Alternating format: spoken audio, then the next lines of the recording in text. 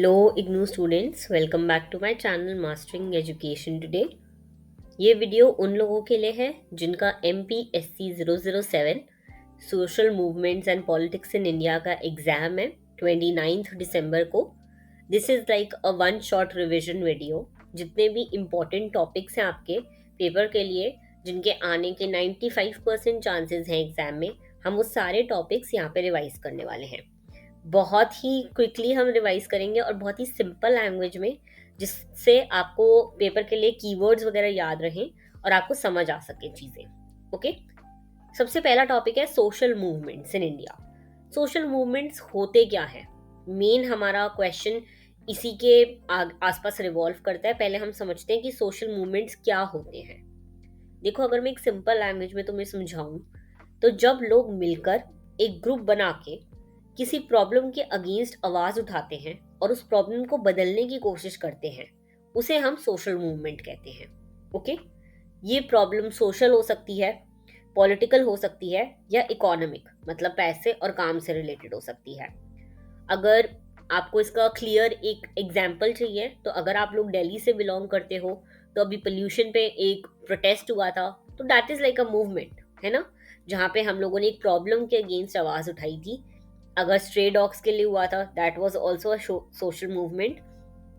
तो ये एक एग्जांपल होता है सोशल मूवमेंट का, जब मिलकर लोग ग्रुप बना के किसी चीज के अगेंस्ट आवाज उठाते हैं। ओके, सोशल मूवमेंट एक दिन के लिए नहीं होते, ये काफी लॉन्ग टाइम तक चलते हैं। और इंडिया में सोशल मूवमेंट्स बहुत इंपॉर्टेंट रहे हैं। हमने बहुत सारे मूवमेंट्स के बारे में पढ़ा हुआ है, जैसे कि किसान के movements, tribal movements, women movements, environment के मूवमेंट्स। ओके, इन मूवमेंट्स ने इंडियन डेमोक्रेसी को स्ट्रांग बनाया और गवर्नमेंट की पॉलिसीज चेंज करवाई हैं ब्रिटिश टाइम से लेकर आज तक। ओके, तो ये था एक सोशल मूवमेंट का ओवरव्यू। आपको इस पे क्वेश्चन आ सकता है बहुत बार कि सोशल मूवमेंट्स क्या होते हैं, कुछ उसके एग्जाम्पल दे हो, या फिर आप एग्जाम्पल्स के साथ एक आंसर लिख सकते हो।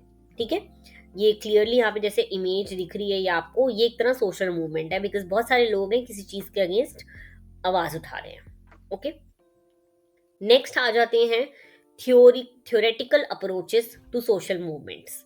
यानी कि अब देखते हैं कि स्कॉलर्स सोशल मूवमेंट्स को कैसे समझते थे। स्कॉलर्स यानी कि बड़े बड़े ऐसे लोग जिन्होंने काफ़ी थ्योरीज लिखी, काफ़ी डीप रिसर्च करा था सोशल मूवमेंट्स के बारे में, और फिर उन्होंने अपनी अप्रोचेस दी हैं। ओके, सबसे पहले आ जाती है मार्क्सिस्ट अप्रोच। देखो, बहुत सिंपल शब्दों में अगर मैं समझाऊं, तो इस अप्रोच के अकॉर्डिंग सोशल मूवमेंट्स तब होते हैं जब अमीर और गरीब के बीच प्रॉब्लम होती है। ओके, वर्कर्स को लगता है कि उनको एक्सप्लॉइट करा जा रहा है, तो वो मिलके मूवमेंट शुरू करते हैं।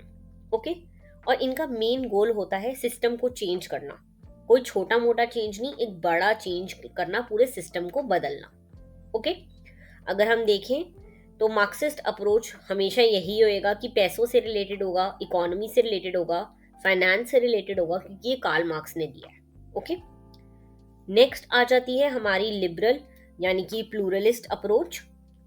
ये अप्रोच कहती है कि डेमोक्रेसी में सबको बोलने का चांस होता है। ओके, यहाँ पे जो मूवमेंट्स होते हैं ये इंटरेस्ट ग्रुप जैसे होते हैं।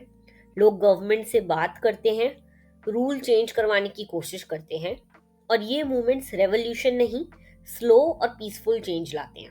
ओके, जैसे भी किसी भी सोशल टॉपिक के लिए बोलना या कुछ भी ऐसा होता है, तो ये होता है एक तरह लिबरल अप्रोच। ओके, फिर हम पढ़ते हैं न्यू सोशल मूवमेंट्स थ्योरी।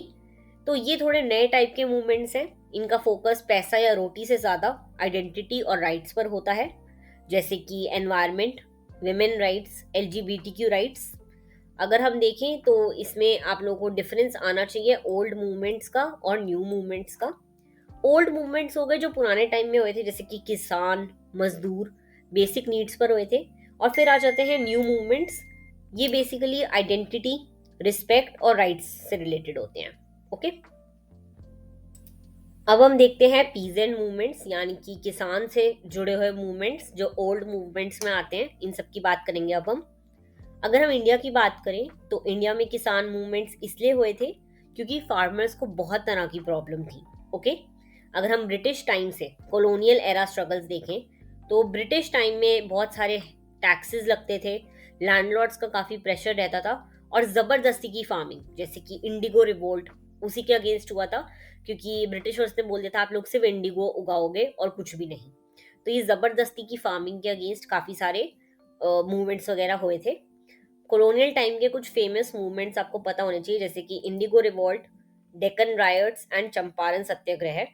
ये सारे ब्रिटिश लैंड सिस्टम के अगेंस्ट हुए थे, और ये मूवमेंट्स आगे चल के हमारे फ्रीडम स्ट्रगल का जो है बेस बने हैं। ओके, अगर हम पोस्ट इंडिपेंडेंस कुछ मूवमेंट्स देखें, यानी कि आज़ादी के बाद के, तो तेलंगाना मूवमेंट फ्यूडल सिस्टम के अगेंस्ट हुआ था।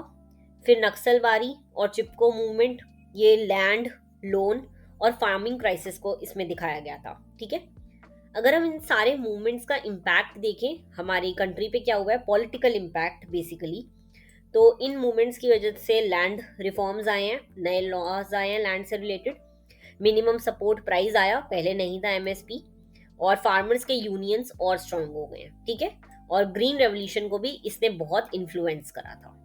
ओके, मैंने आपको थोड़ा बहुत सबका बता दी क्या क्या मूवमेंट्स में क्या क्या चीज़ों से बात हुई थी, तो आप एक लंबा आंसर इस पर इजीली लिख सकते हो। ओके, नेक्स्ट अब हम देखते हैं कुछ ट्राइबल मूवमेंट्स, वेरी इंपॉर्टेंट। देखो, ट्राइबल मूवमेंट्स उन लोगों के लिए हैं जो जंगलों और ज़मीन पर डिपेंड करते हैं। ओके, इनकी प्रॉब्लम ये थी कि ट्राइबल्स को उनकी ज़मीन से हटा दिया गया था।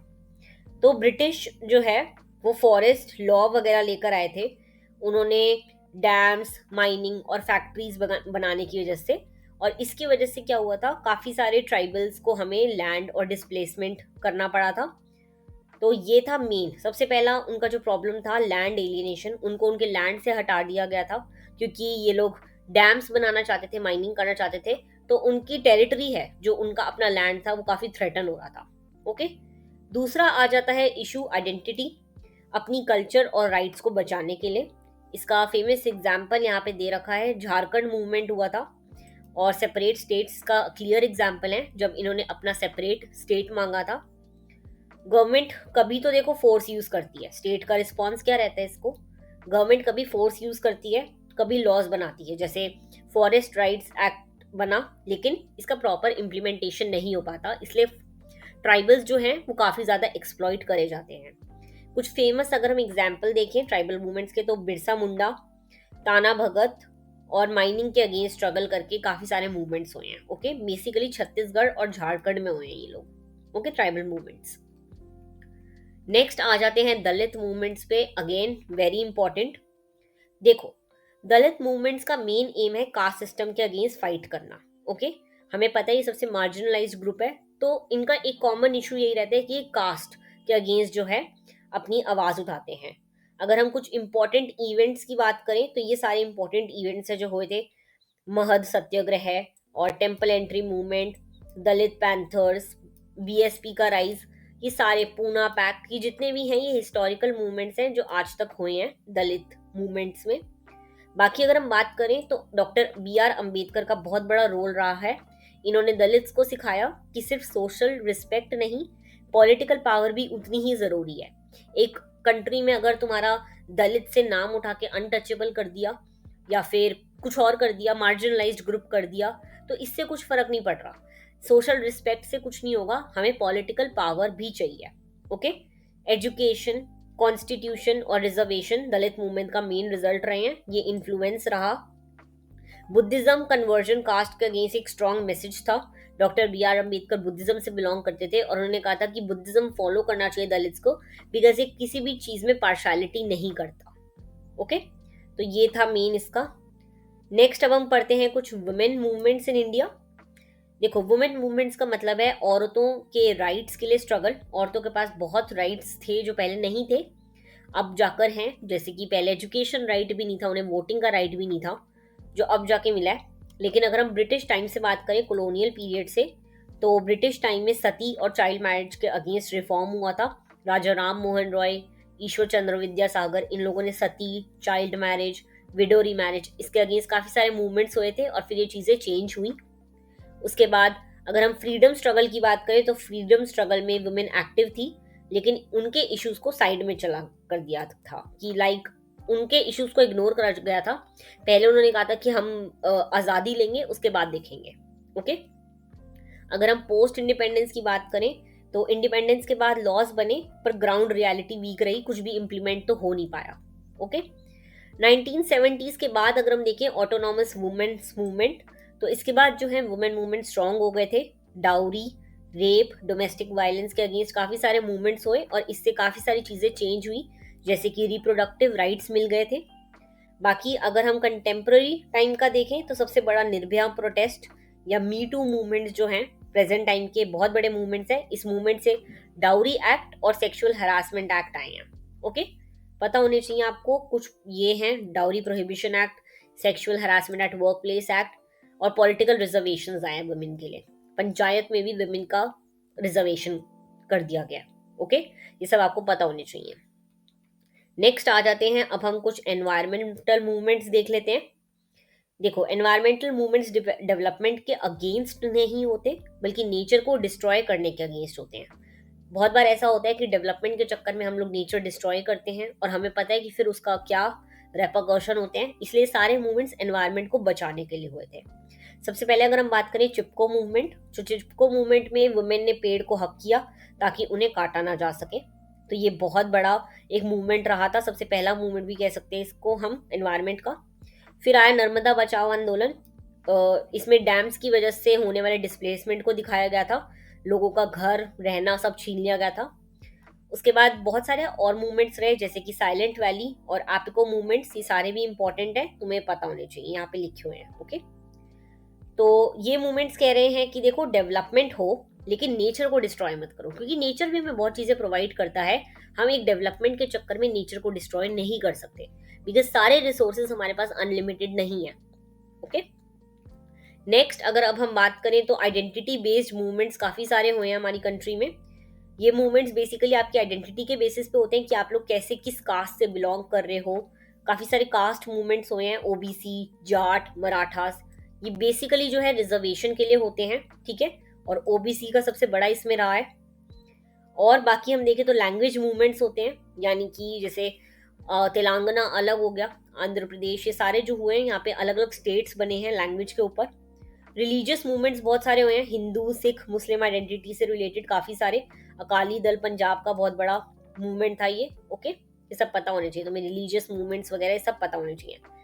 देखो, इन मूवमेंट्स ने डेमोक्रेसी को और स्ट्रांग बनाया है, लेकिन कभी कभी इससे बहुत ज़्यादा वायलेंस भी हुआ है और एक ग्रुप के बीच और दूसरे ग्रुप के बीच काफ़ी ज़्यादा टेंशन भी क्रिएट हुई है। इसी की वजह से काफ़ी ज़्यादा एक रिलीजियस आइडेंटिटी जो है स्ट्रांग होने लग गई है, जो नहीं होनी चाहिए।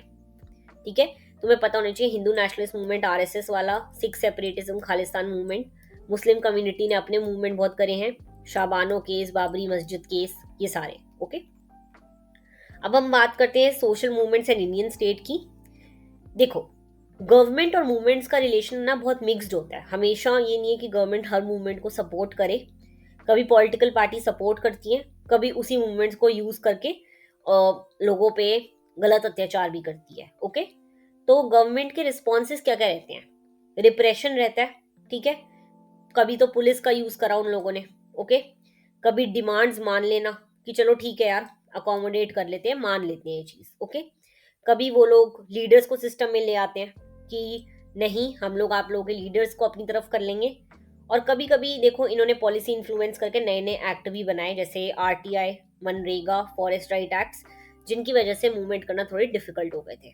ओके, तो तुम्हें पता होना चाहिए कैसे कैसे जो है पॉलिटिकल पार्टीज वर्क करती हैं या गवर्नमेंट वर्क करती हैं। ओके, नेक्स्ट आ जाते हैं कंटेम्प्रेरी सोशल मूवमेंट। ये बेसिकली नए टाइम के मूवमेंट होते हैं। आज के टाइम में सोशल मीडिया से होने वाले मूवमेंट्स को हम लोग कंटेम्प्रेरी मूवमेंट कह सकते हैं। फार्मर प्रोटेस्ट और अन्ना हजारे मूवमेंट इसके बहुत बड़े एग्जाम्पल हैं, ये पता होने चाहिए आपको। ठीक है, फार्मर मूवमेंट्स और अन्ना हजारे यहाँ पे मैंने लिख रखा है। ओके, इसमें देखो एनजीओज वगैरह बहुत हेल्प करते हैं, लेकिन कभी कभी मूवमेंट्स वीक भी हो जाते हैं। जैसे कि काफ़ी चीज़ों के लिए हमने देखे हैं कि नहीं हो पाता कुछ, कितना भी आप ट्राई करो। फिर भी सोशल मूवमेंट्स आज भी बहुत ज़रूरी हैं। ये पावर को क्वेश्चन करते हैं और डेमोक्रेसी को जिंदा रखते हैं। अगर हम अचीवमेंट और लिमिटेशन देखें तो कभी कभी देखो कोऑप्शन हो जाता है, हमारे लॉस चेंज हो जाते हैं, हमें पावर मिल जाता है, लेकिन कभी कभी फ्रैगमेंटेशन होता है, ग्रुप्स बढ़ जाते हैं और इतना मोमेंटम नहीं रहता, मूवमेंट इतना देर तक चलता नहीं रहता, लोग हट जाते हैं। तो ये भी रहता है। ओके, अगर हम देखें आज भी मूवमेंट्स का उतना ही रेलेवेंस है जितना पुराने टाइम में था। डिक्लाइन इसलिए हो रहे हैं क्योंकि कभी कभी लोग अपने पर्सनल मोटिव ले आते हैं, इलेक्शंस बीच में आ जाते हैं या गवर्नमेंट सपोर्ट नहीं करती। बाकी रेलेवेंस अब और ज़्यादा रेलेवेंस इसलिए हो रही है क्योंकि सोशल मीडिया बहुत बड़ी चीज़ बन गई है। इसमें मास मोबिलाइजेशन करना ईजी हो गया है और हम लोग इनइक्वालिटी के अगेंस्ट खुलकर बोलने लग गए हैं। ओके, अब अगर आप लोगों का MPSC 007 का कल एग्जाम है, I mean 29th को आपका एग्जाम है, तो ये PPT आपके लिए बेस्ट रही होगी बिकॉज मैंने सारे टॉपिक्स आपको शॉर्ट में रिवाइज करवा दिए हैं। इससे बाहर कुछ नहीं आ सकता। अगर आपको ये PPT चाहिए हो तो नीचे कमेंट कर देना PPT, मैं आपको इसका लिंक भेज दूंगी। And all the very best for your exam.